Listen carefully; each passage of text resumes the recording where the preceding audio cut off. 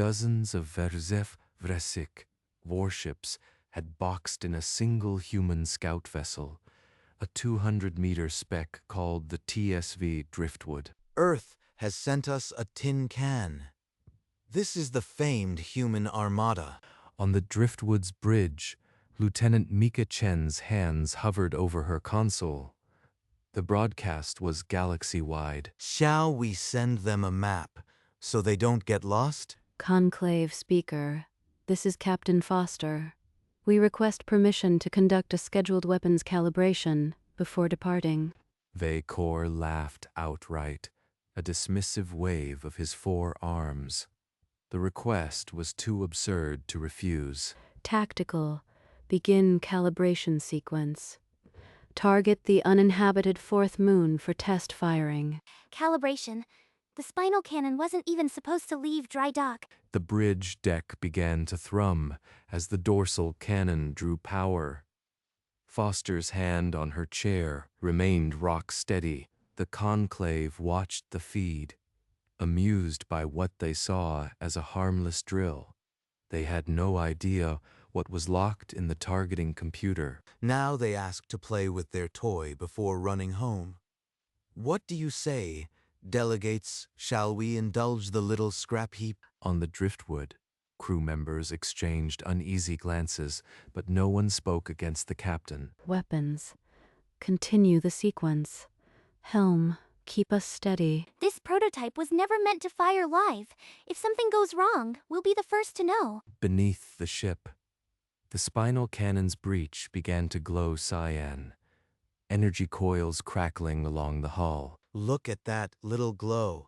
They probably stole a mining laser and strapped it on. The hum deepened into a steady, low vibration that rattled empty coffee cups on the bridge. Report when the capacitor reaches full charge. No deviations. Capacitor at 80%.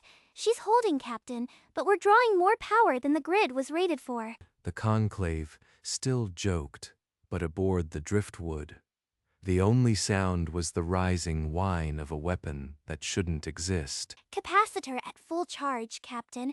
Weapon is hot. Requesting target coordinates. Coordinates transmitted. Target the 4th moon.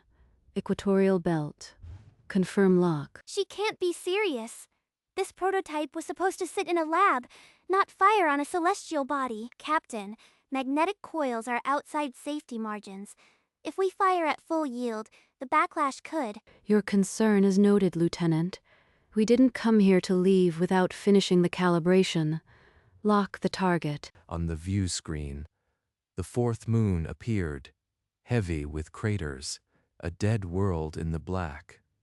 The crosshairs drifted toward its equator. The 4th moon. Ah, they want a big target. Maybe they'll scratch the paint. In the conclave chamber, delegates chuckled. On the Driftwood, Mika's fingers flew across her console, a bead of sweat rolling down her temple. Target locked. Firing solution computed. All safeties confirmed disengaged. The ship's lights flickered as the spinal cannon drew its final power surge. The deep thrum vibrated through every deck, a beast straining at its leash. Initiating firing countdown. 3, 2... This should be amusing. Let's see if they can hit the broadside of a moon. Across the bridge, crew members gripped their consoles, knuckles white. Captain Foster's finger curled over the firing button, her expression carved from stone. 1. Fire. The cannon erupted with a deafening shriek, a solid spear of cyan light lancing from the ship. The Driftwood lurched as the round left the rails. The recoil sent a shudder through every bulkhead, unsecured coffee mugs shattering on the deck. Vekor's smirk died. His 4 arms tensed as the blazing projectile cut across the view screen. Round away. Time to impact. 4 seconds. The slug, a miniature comet of molten metal, screamed across the void, trailing ionized particles. On every Vresik screen, the 4th moon lay directly in its path. The conclave fell deathly silent. The slug struck dead center. A pillar of blinding white fire erupted from the moon's equator, swallowing craters in an instant. Impossible. That was a scout ship. It shouldn't have that kind of get-me-a-tactical readout. Impact confirmed. Yield is, we're off the scale. Debris cloud is expanding, no visual on the surface. The driftwood groaned, bulkheads popping from the recoil. Captain Foster didn't flinch. Her gaze stayed locked on the screen. Seismic sensors are going haywire across the entire hemisphere. That blast, it's registering as a planetary scale event. Captain, I'm picking up a cascading energy signature beneath the crust. It's like a chain reaction. In the Vresik command center, officers rushed to their stations. A junior officer shouted, "Shockwave reaching the homeworld in 20 seconds." Get me a visual of that moon. I want to see the damage now. Under that dust cloud, the moon isn't just scarred. The readings suggest. No, that's not possible. Not from a single round. The debris cloud glowed from within, pulsing with an eerie orange light. The driftwood sat in the silence, a tiny silhouette against the wounded moon. The debris cloud thinned, dragged apart by the moon's gravity. Beneath, a glowing orange scar stretched across the equator, hundreds of kilometers long. That is not a surface impact. That reads like a crustal fracture. How deep does it go? Captain, I am reading a fissure at least 40 kilometers deep. It's propagating. The moon is tearing itself apart. On the conclave view screen, the image stabilized. Delegates rose from their seats, some clutching their crests, others frozen in disbelief. This has to be a sensor error.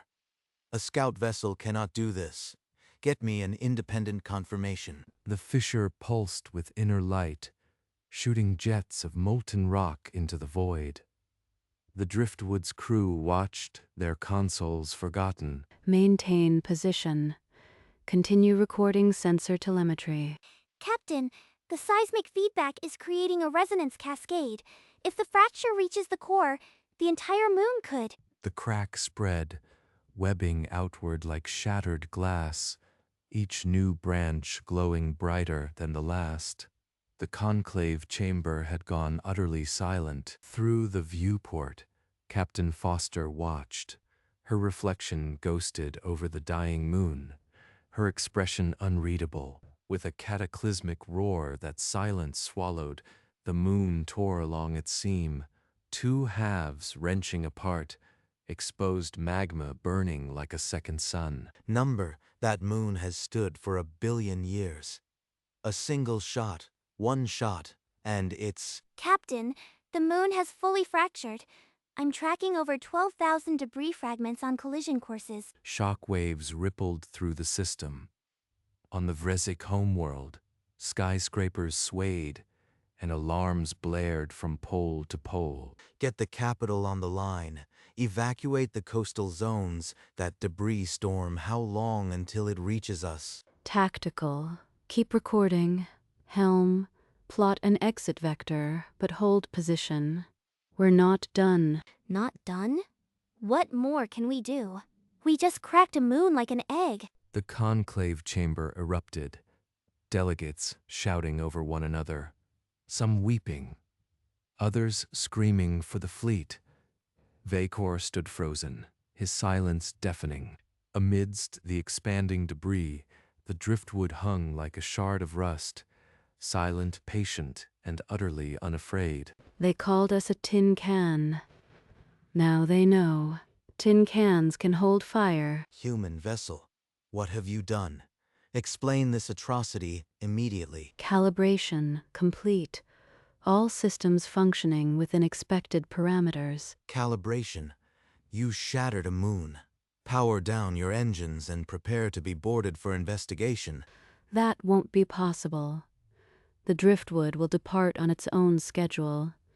Any interference will be met with an appropriate response. A tense silence stretched across the comm. On the Vresik warships, weapons batteries glowed, targeting systems fixed on the tiny human vessel. You are outnumbered. Stand down or we will be forced to open fire. Conclave speaker, you invited us to calibrate. We complied. If you choose to escalate, understand that what you've seen is only a fraction of our capability. In the conclave, Vacor's hand hovered over the fleet-wide channel. The weight of 1,000 eyes pressed on him. Slowly, the Vresic warships deactivated their targeting locks.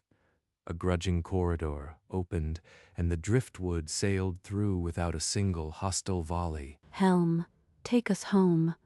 Nice and easy, we've made our point. As the driftwood cleared the blockade, a final message crackled across the open channel. You cannot leave. What manner of weapon can do this? Answer me.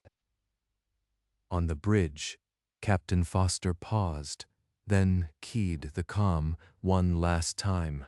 This isn't a weapon. It's the targeting system. The weapon is still in dry dock. Targeting. System. Then what?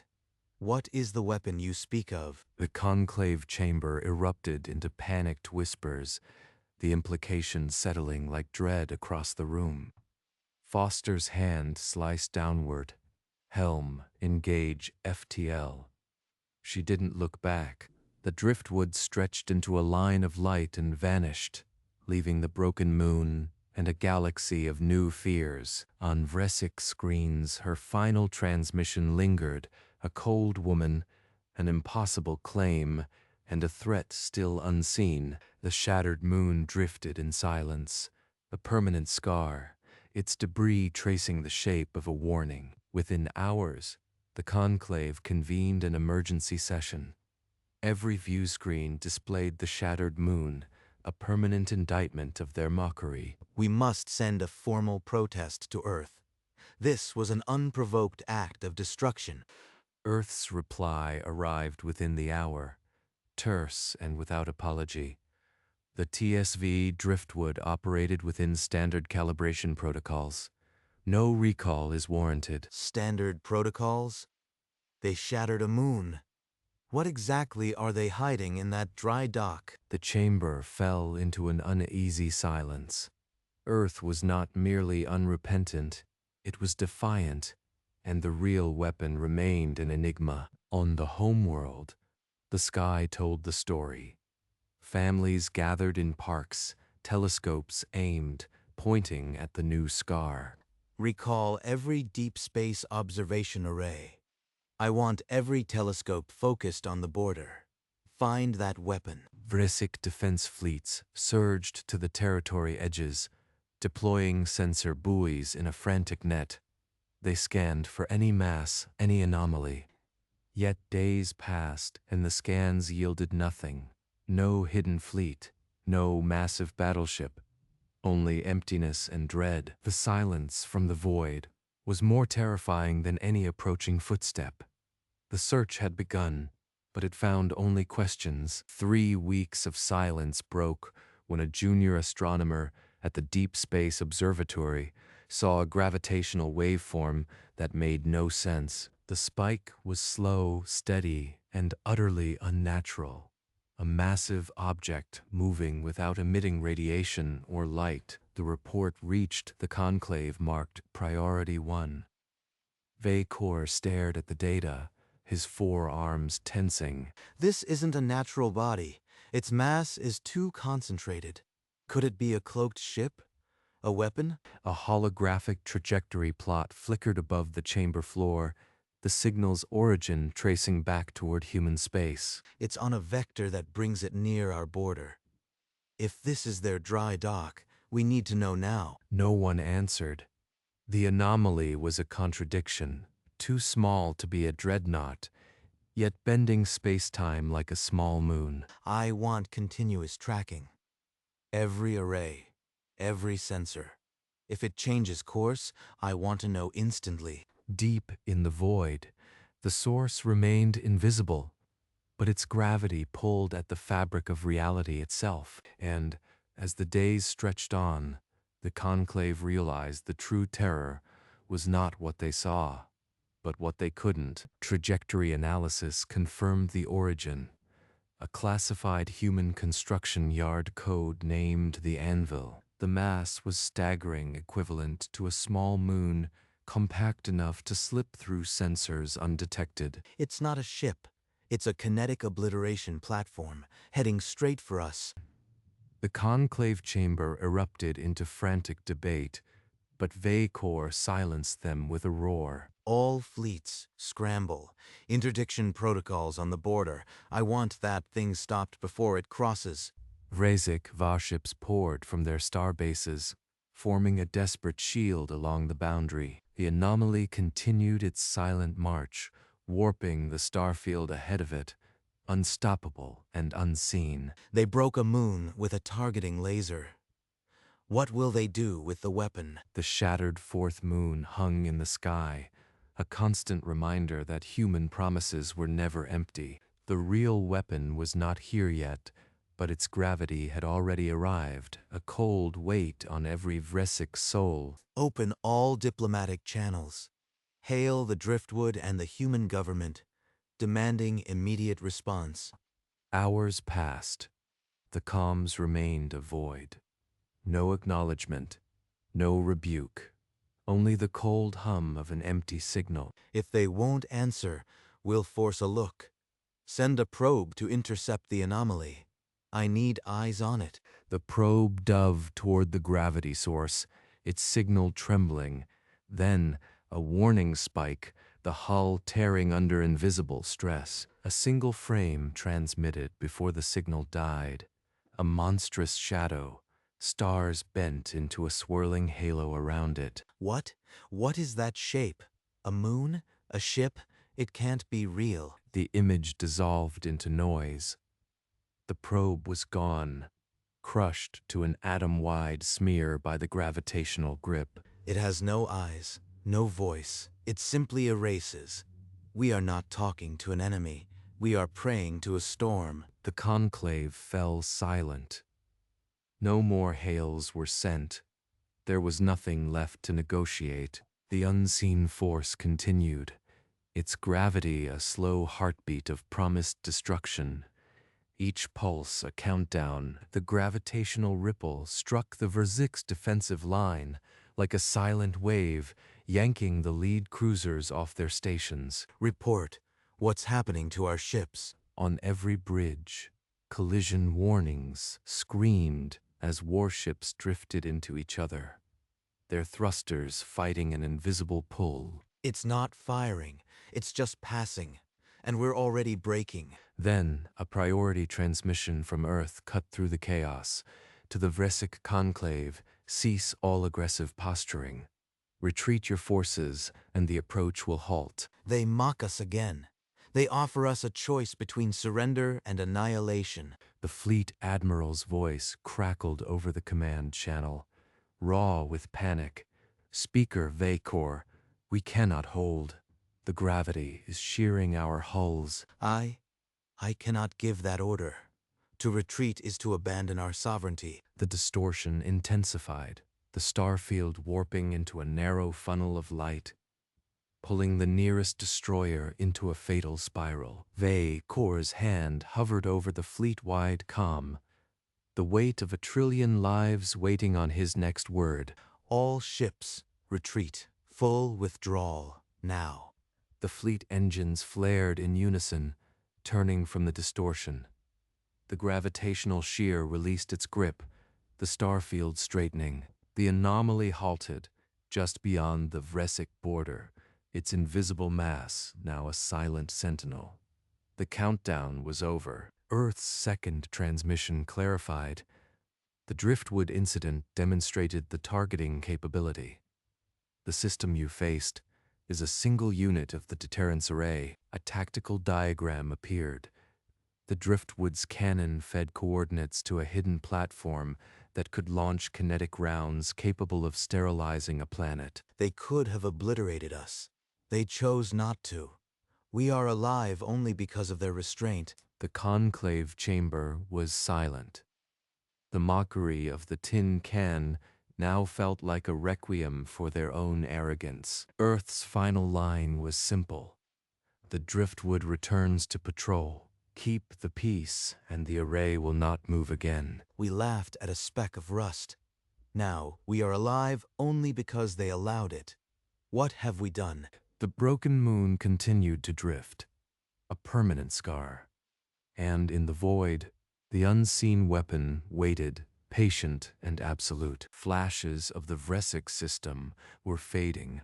When the bridge of the driftwood lit up, a tight beam channel was open. Conclave Speaker Vacor, this is Captain Foster. On the Vresic homeworld, Vacor flinched as her voice cut through the hum of the conclave chamber. You mocked the scout. The real thing doesn't mock. The weapon will remain dormant as long as your borders respect ours. The chamber was utterly still. Every delegate held their breath, the weight of the words pressing down. There will be no further negotiations. Peace is the price. The line went dead. For a full minute, no one in the conclave dared to breathe. She didn't ask for surrender. She simply told us the rent for our existence. The driftwood's silhouette had vanished, but its shadow now stretched across an entire civilization. The galaxy had learned. Never underestimate the ones who come in tinfoil. In the silent aftermath, conclave speaker Vacor retreated from the public eye. His private chamber swallowed him whole. Through the viewport, the shattered fourth moon hung in eternal fracture, a wound in the sky that would never heal. We laughed at a speck of rust, and it broke our sky. The image of that tiny ship, the one he'd mocked, now lived behind his eyelids, a silhouette against a dying moon. A toy. We called it a toy, and it brought a nightmare on its heels. The real weapon still waited beyond the border, a dark promise he would never see, but would always feel. How do we face our people? Our arrogance shattered a moon and nearly brought extinction. He pressed a hand to the glass, his reflection merging with the debris, two broken things adrift. There is no recovering from this. There is only surviving beneath the sword. The conclave would reconvene, but tonight, Vacor grieved alone for a sky that would never be whole again. Far from the Vresic border, the TSV Driftwood cruised its patrol route, a speck of rust against the endless black. On the bridge, Captain Rebecca Foster sat in her worn command chair, staring at an empty starfield. Her personal log, declassified years later, captured the moment. They will call it the Driftwood Incident, but we only came to show them the pilot light. The fearsome cannon that shattered a moon was only a pointer, a flicker of the true flame. The deterrence array, still hidden, waited to answer any challenge. It was peace held by a promise of annihilation. Foster's eyes betrayed no pride, only the quiet weariness of a captain who had kept the leash taut. She had shown the cost of arrogance without igniting a war. A thin line walked at the edge of a broken moon, her final log line. We came in peace. They mistook it for weakness. They won't again. And so the driftwood sailed on, a tiny ship carrying the weight of a species that refuses to be underestimated. The debris ring took shape slowly, a silver scar orbiting the shattered moon, glowing faintly in the starlight. On the Vresic homeworld, a child stood in a park, neck craned upward, staring at the new scar in the sky. The child didn't speak, only watched the fractured light, too young to understand the politics, old enough to know fear. An image captured by a Vresic satellite spread across the networks, the driftwood's silhouette, tiny and defiant against the glowing debris. That image became a symbol, the speck that cracked a world. It appeared in training simulations, a lesson in underestimation. The real weapon never appeared again.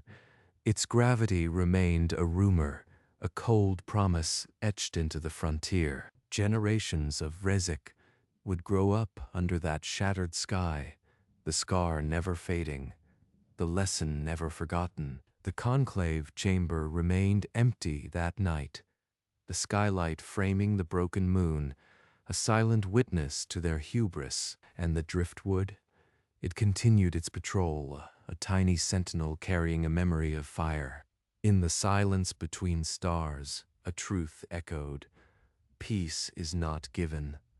It is carved, one scar at a time. The conclave chamber reconvened, not with fanfare, but with a heavy silence. The broken moon filled the skylight. Vey Kor sat among them, but no longer as the voice of the conclave. His chair was one among many, his voice withdrawn. A new delegate rose, a younger Vresik whose name would not be remembered, and unfurled a scroll. Conclave Motion 7-1. The human vessel TSV Driftwood is hereby designated unapproachable. Any vessel of its class will trigger non-engagement protocols on site. The motion passed without a single objection. Hands remained still, voices silent. The new doctrine was unanimous. Vey Kor did not vote. He simply stared at the shattered moon through the skylight, a living monument to his failure. As the session ended, delegates filed out in silence, each one glancing upward at the scar before departing. The chamber emptied, leaving the skylight and the broken moon as the only witnesses to the death of a prideful era. The designation spread to every Vresik ship and station. The Driftwood was no longer a mere patrol vessel. It was a legend, a warning, a ghost with a cannon. And in the void, the broken moon continued its slow drift, a permanent monument to the day humanity showed its pilot light. The Driftwood cruised the empty corridor, her crew quiet after the shift change. On the bridge, only the hum of the consoles broke the silence. Captain, do you think they'll ever try again? Rebecca didn't turn. Her eyes stayed fixed on the starfield, where somewhere a broken moon still drifted. They'll be too busy watching for something bigger, and that's the point. So the pilot light was the whole message. The fear of the flame keeps the peace. We don't need to burn anything else. Mika nodded slowly. Returning to her station, the captain's logic was cold, but it was also safe. The driftwood sailed on, a speck of rust in an endless night, carrying a name that now echoed in alien councils. No orders came from command, only the quiet satisfaction of a lesson delivered. And in the silence, the galaxy learned to fear the tin can that held a storm. The broken moon drifted, silent and eternal, its debris ring glistening in the starlight across the Vresik homeworld. The scar in the sky was the first thing taught in schools. The driftwood silhouette became the face of human deterrence, small, unassuming, lethal. In training sims and news archives, the image of that tiny scout beside a shattered moon was seared into memory. The title of the incident was simple: aliens mocked humanity's tiny scout ship, then it cracked their moon. It was the story that traveled faster than light, a warning to all who would underestimate the meek, a reminder that peace is not a gift, but a condition maintained by the quiet threat of overwhelming force. The driftwood continued its patrols, its captain knowing the job was done. And so the galaxy learned. Never underestimate the ones who come in tinfoil. The stars watched, and the lesson held.